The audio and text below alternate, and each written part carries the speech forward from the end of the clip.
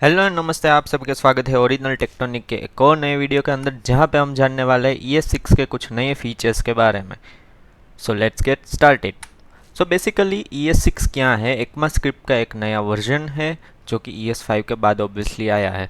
तो ECMAScript 5 से जब भी ECMAScript 6 आया तो उसके अंदर कुछ नए फीचर्स थे, जैसे कि template literals, arrow function, destructuring, default parameters, classes, spread and rest operators and promises. तो यहाँ पे अगर हम जाने वन बाय वन, तो स्प्रेड ऑपरेटर बेसिकली क्या है कि वैल्यू को एक्सपांड करने के लिए है। तो बेसिकली यहाँ पे अगर हम देखें तो एरे 1 है जिसमें 1 और 2 है, और एरे 2 के अंदर हम इक्वल टू करके डॉट डॉट डॉट 3 डॉट्स लगाएंगे तो ये स्प्रेड होगा एरे 1। मतलब कि आप ऐसा समझिए कि एरे को कॉन्केट कर रहे हैं। तो ये सब काइंड ऑफ चीज़ों में हम जब भी आपको एरे को कॉन्केट करना है, स्प्रेड करना है, तो ये सब चीज़ों के अंदर आप स्प्रेड ऑपरेटर का यूज़ कर सकते हैं। यहाँ पे अगर हम देखें एरे 2 का आउटपुट 1 2 3 4 कुछ ऐसा आएगा। ये फंक्शंस में, ऑब्जेक्ट्स में, कई सारी जगह पे यूज़ हो सकता है। फिर अगर हम जाने रेस्ट ऑपरेटर के बारे में, तो बेसिकली रेस्ट ऑपरेटर क्या है कि रिमेनिंग आइटम्स को कलेक्ट करता है। कई बार फंक्शन की आर्ग्यूमेंट्स में आपको पता नहीं है कि कितने आर्ग्यूमेंट्स आने वाले हैं, तो आप वहाँ पे रेस्ट ऑपरेटर कर सकते हैं कि बाकी का जितना भी बचा वो सब वैल्यूज आप गेट कर सकते हैं एक एरे के अंदर। जैसे कि फंक्शन सम के अंदर आपको पता नहीं है कि नंबर ऑफ कितने वेरिएबल्स का सम करना है, तो यहाँ पे आप डॉट डॉट डॉट नंबर्स, और नंबर्स की एक मेथड है जो कि रिड्यूस है, जिससे कि आप सम कर सकते हैं एरे के अंदर जितने भी नंबर्स हो गए उनका। तो बेसिकली ये सारी वैल्यू को एक एरे के अंदर आपको लाकर दे देगा। फिर अगर हम जाने टेम्पलेट लिटरल के बारे में, तो बेसिकली टेम्पलेट लिटरल क्या है?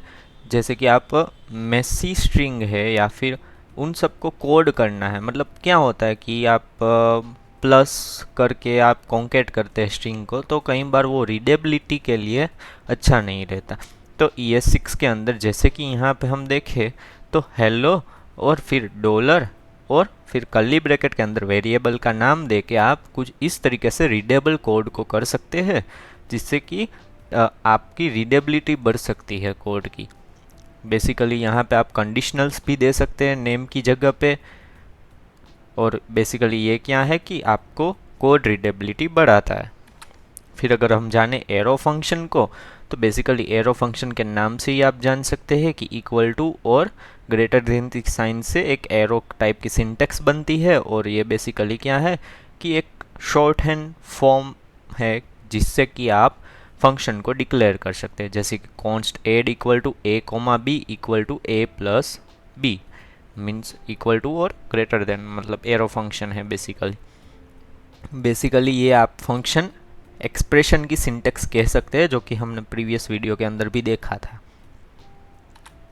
फिर अगर हम डीस्ट्रक्चरिंग के बारे में देखें, तो यहाँ पे बेसिकली एक ऑब्जेक्ट है जिसके अंदर आपको डीस्ट्रक्चर करनी है वैल्यू, यानी कि आपको user dot name, user dot age ऐसे वैल्यू एक्सेस नहीं करनी, लेकिन आप डायरेक्ट ही वैल्यू एक्सेस करना चाहते हैं। तो सपोज़ कोई यूज़र ऑब्जेक्ट बनाया, उसके अंदर जो भी वेरिएबल है, नेम है, एज है, उसको अगर आपको एक्सेस करना है तो const curly bracket name comma age, आपको की का नेम सेम ही देना पड़ेगा यहाँ पे एक्सेस करने के लिए वैल्यू को। तो ये ऑब्जेक्ट और एरे दोनों मेथड पे यूज़ हो सकता है। तो आप एरे के अंदर कैसे यूज़ कर सकते हैं वो आप कमेंट में बता सकते हैं, और ये बेसिकली रीडेबल कोड करने के लिए बहुत ज़्यादा यूज़ होता है।